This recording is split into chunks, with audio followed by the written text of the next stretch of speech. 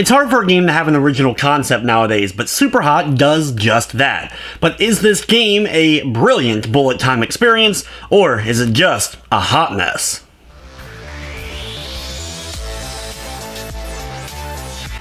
Superhot is a first-person shooter with an extremely interesting concept. In the game, time doesn't move unless you're moving.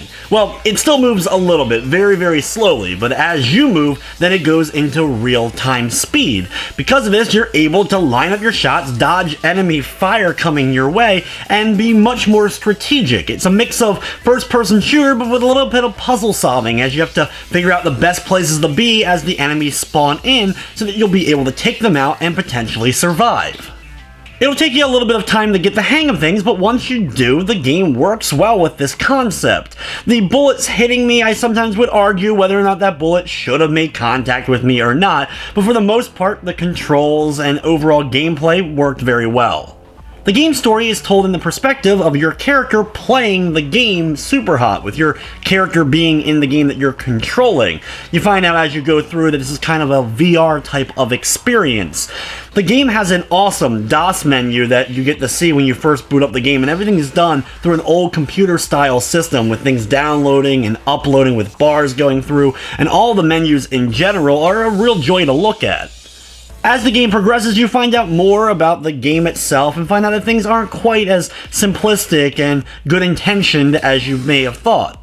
I won't spoil much about the story, but I do like the way that it progresses, especially with its use of the computer aesthetic, the graphics getting glitched up, and other things like that that are thrown in to give the game a different feel. The game's main story, though, is pretty short. It only took an hour and a half in order to play through it. Now, there is stuff unlocked once you complete the story, including speedrun challenges, other styles of challenge where, like, you can only use a certain type of weapon, and the endless mode, where it's you against an endless horde of enemies trying to take you out in a variety of different arenas and setups. One minor annoyance was with the sound choice. Every time you restart, basically when you die in a mission and restart, you have to deal with this small little loading screen between, and it plays this high-frequency sound that just grated on my ears really quickly, especially when I had to restart the beginning of a level multiple times because of its high difficulty until I figured things out. I ended up having to mute my TV off and on depending upon how many times I had to restart an area. From the technical side of things, though, the game ran smoothly. I didn't run any major glitching, crashing, or slowdown of any sort. Superhot is available now on the PS4, Xbox One, and PC for $24.99. There's also the Superhot VR, which is the same game just with the VR capabilities. On the PS4, it does feature a full trophy list, including a Platinum. Overall, Superhot is a very interesting game that blends the first-person shooter and strategic elements quite well for a very fun overall game. Just is over way too quickly, even with the challenge mode and stuff like that. The main story, I wish, was a bit longer for sure, especially with its relatively high price point for what you're going to get out of it.